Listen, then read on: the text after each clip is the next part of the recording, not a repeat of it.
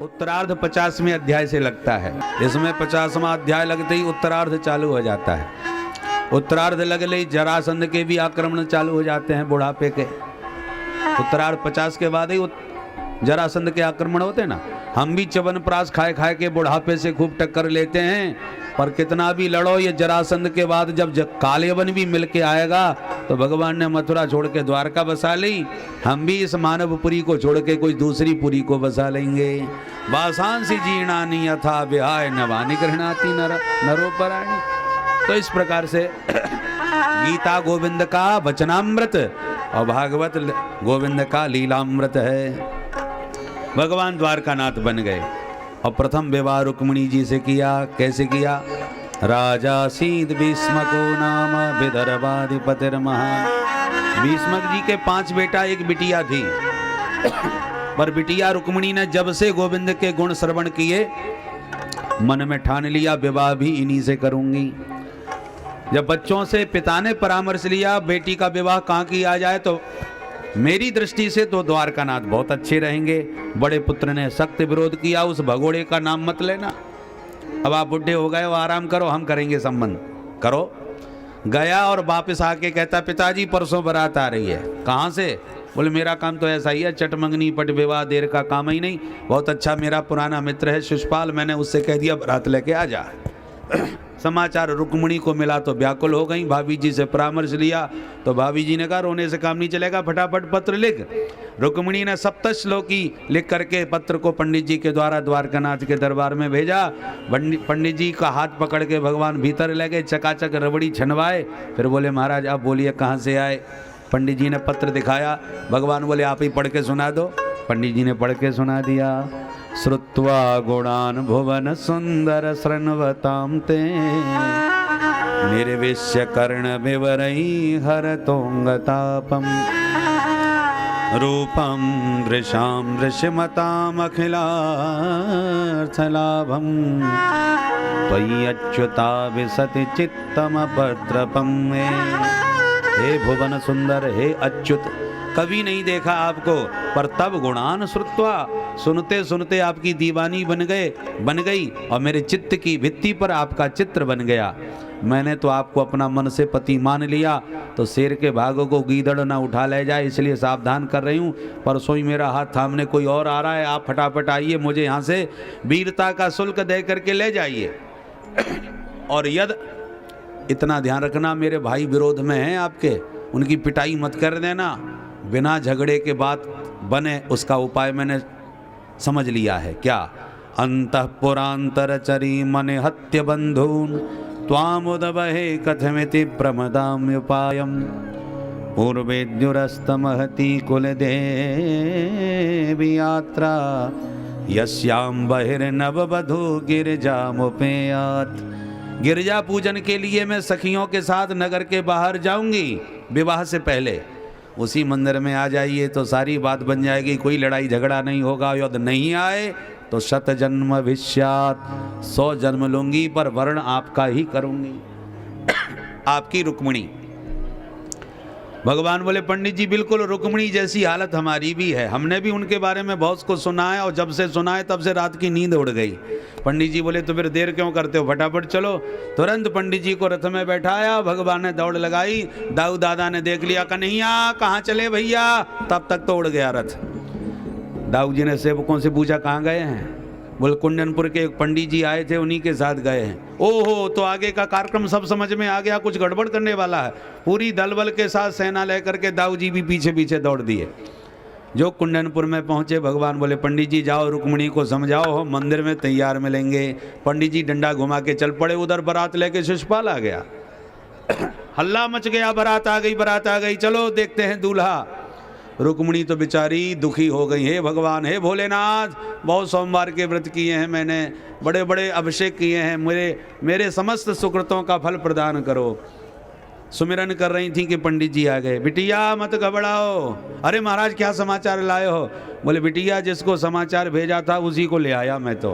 प्रसन्नता में नाच उठी रुक्मिणी, महाराज आपने मुझे कृतार्थ कर दिया। प्रणाम करके विदा किया और दिव्य श्रृंगार करके रुक्मिणी अब सखियों के साथ मंदिर में पहुंची और मंदिर के भीतर मंत्र जप रही हैं। नमस्ते त्वां के भीक्षणं स्वसन्तानयुतां शिवां भूयात् पतिर्मे भगवान् कृष्णस्तदनुमोदताम्।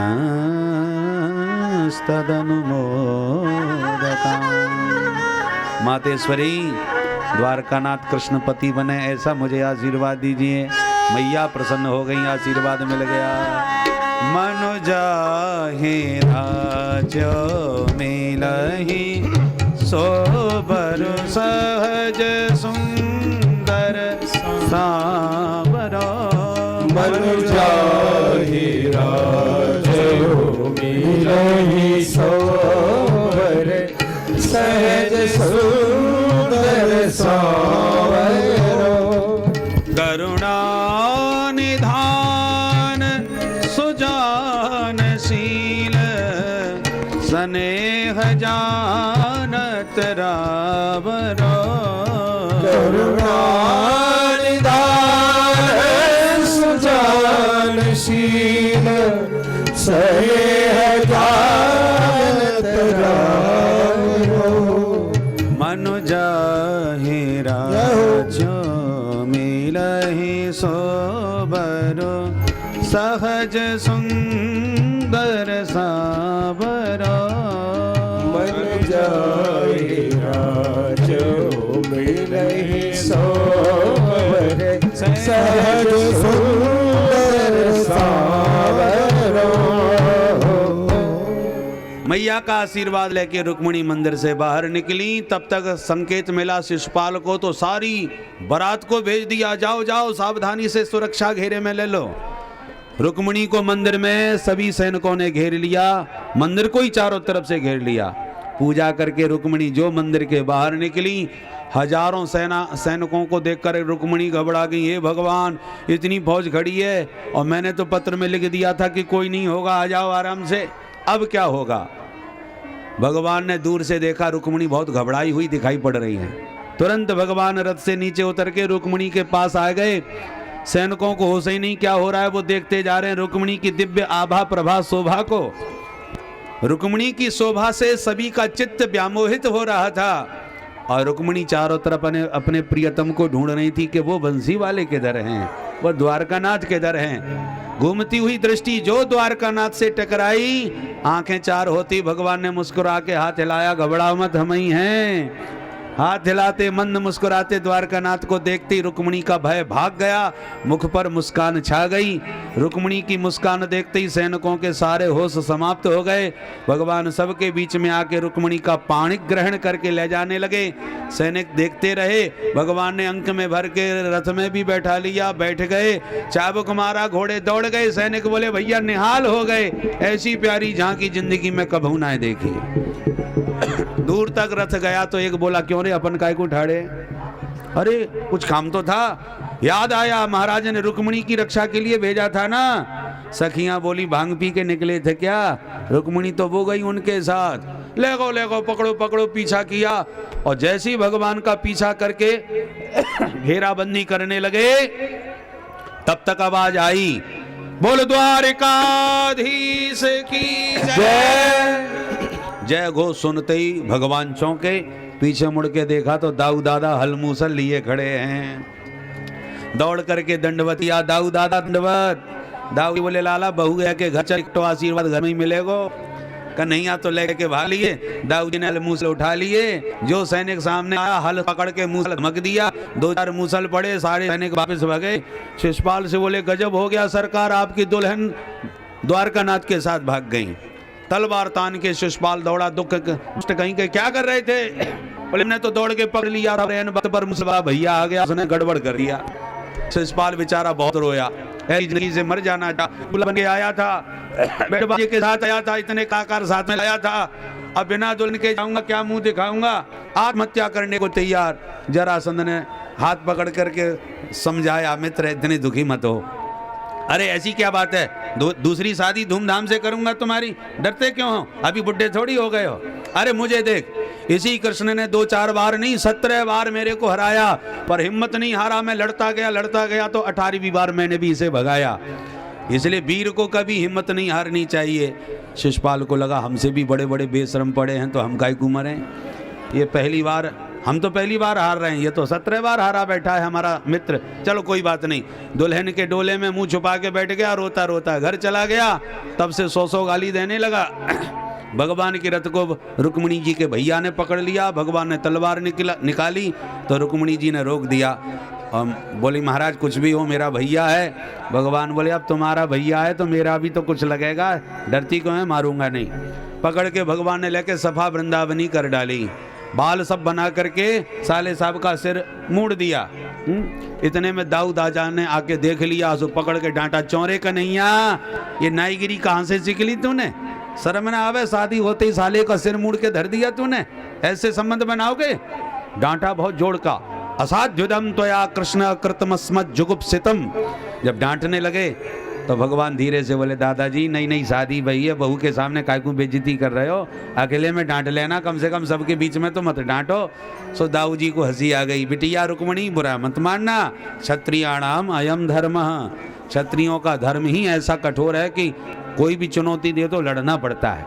खैर कोई बात नहीं, ठाकुरों के विवाह में नेक भी खटपट ना होवे तो विवाह किस मतलब का, ये तो थोड़ी बहुत तो नोक झोंक होती रहती है। जाओ भैया रुक्मी, मामला सफा कर दिया और रुक्मी को विदा किया। भोजकट शहर बना के रुक्मी तो नया शहर बना के बस गया। भगवान आए द्वारका में, नर नारियों को पता चला कि सरकार आए हैं और दुल्हन को भी साथ में लाए हैं। तब तो घर घर में मंडप सजने लगे, मंगल गीत गवने लगे। अब आइए हम भी भगवान के इस दिव्य विवाह महोत्सव में मंगल गीत गाते हुए वाणी को देंगे विराम। और कल पुनः आइए 2:30 बजे, और कल के प्रसंग, कल कथा की पूर्णाहुति है, विश्राम। बोलो भक्त वत्सल भगवान की।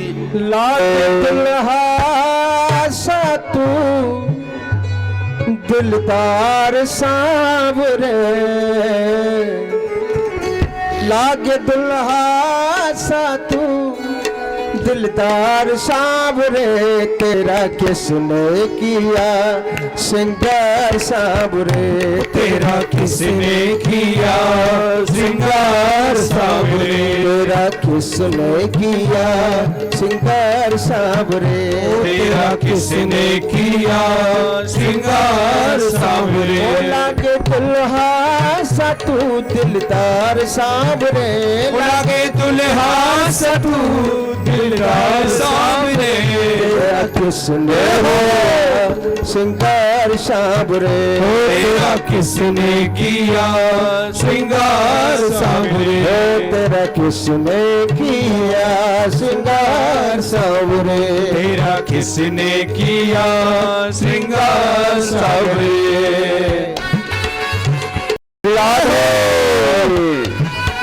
ताली बजाते हुए हरि बोल।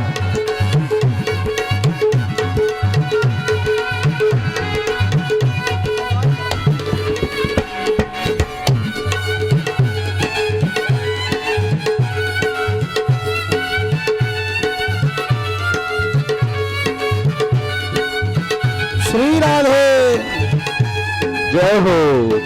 श्री राधे।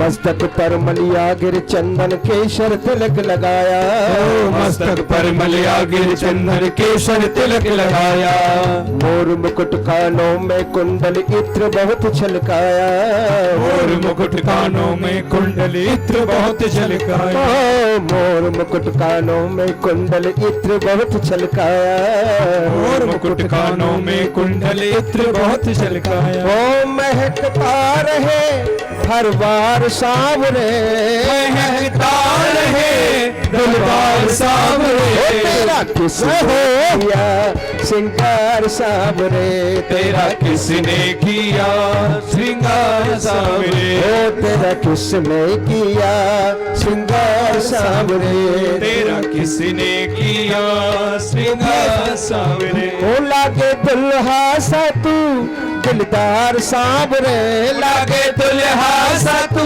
दिलदार सांवरे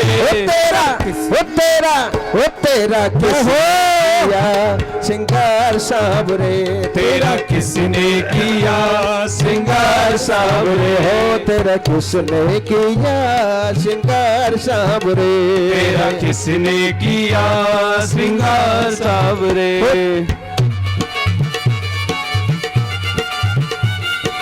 जय हो श्री राधे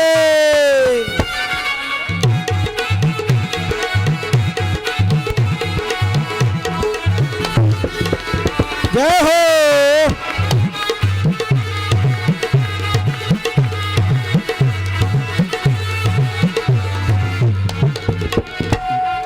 बागों से कलियां चुन चुन कर सुंदर हार बनाया बागों से कलियां चुन चुन कर सुंदर हार बनाया बागों से कलियां चुन चुन कर सुंदर हार बनाया बागों से कलियां चुन चुन कर सुंदर हार बनाया सहे सहाब रहे सलामत हाथ सदा वो जिसने तुझे सजाया रहे सलामत हाथ सदा वो जिसने तुझे सजाया रहे सलामत हाथ सदा वो जिसने तुझे सजाया रहे सलामत हाथ सदा वो जिसने तुझे सजाया सजता रहे हर बार सांवरे सजता रहे हर बार सांवरे किसने किया श्रृंगार सांवरे तेरा किसने किया श्रृंगार सांवरे तेरा किसने किया श्रृंगार सांवरे तेरा किसने किया श्रृंगार सांवरे लागे दुल्हा सा तू दिलदार सांवरे लागे दुल्हा सा तू दिलदार सांवरे तेरा किसने किया श्रृंगार सांवरे तेरा किसने किया श्रृंगार सांवरे ओ तेरा किसने किया श्रृंगार सांवरे किसने किया हरि बोल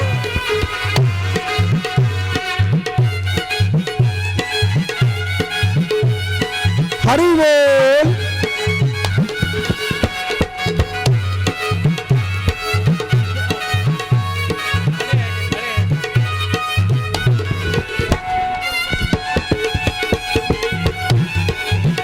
जय हो बोल कन्हैया बोल तुझे मैं कौन सा भजन सुनाओ बोल कन्हैया बोल तुझे मैं कौन सा भजन सुनाओ बोल कन्हैया बोल तुझे मैं कौन सा भजन सुनाओ बोल कन्हैया बोल तुझे मैं कौन सा भजन सुनाऊं ऐसा कोई राग बता दे तू नाचे मैं गाऊं ऐसा कोई राग बता दे तू नाचे मैं गाऊं ऐसा कोई राग बता दे तू नाचे मैं गाऊं ऐसा कोई राग बता दे तू नाचे मैं गाऊं ओ नचाता रहूं हर बार सांवरे नचाता रहे हर बार सांवरे तेरा किसने किया श्रृंगार सांवरे तेरा किसने किया श्रृंगार सांवरे तेरा किसने किया श्रृंगार सांवरे तेरा किसने किया श्रृंगार सांवरे बोला दुल्हा सा तू दिलदार सांवरे लागे दुल्हा सा तू दिलदार सांवरे तेरा किसने किया सांवरे किया श्रृंगार सांवरे तेरा किसने किया श्रृंगार सांवरे जय हो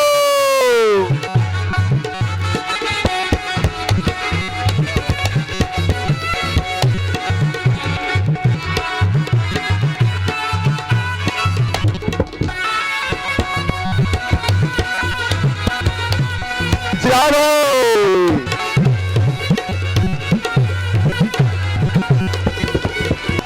लग दुल्हा सा तू दिदार सांवरे लागे दुल्हा सा तू दिदार सांवरे तेरा किसने किया रे सिंगार सांवरे तेरा किसने किया सिंगार सांवरे तेरा किसने किया राधे तेरा किसने किया सिंगार सांवरे तेरा किसने किया सिंगार सांवरे सिंगार सांवरे सिंगार सांवरे सिंगार सांवरे भागवत भगवान की है आरती पापी पाप से है तारती ये अमर ग्रंथ में मुद्रे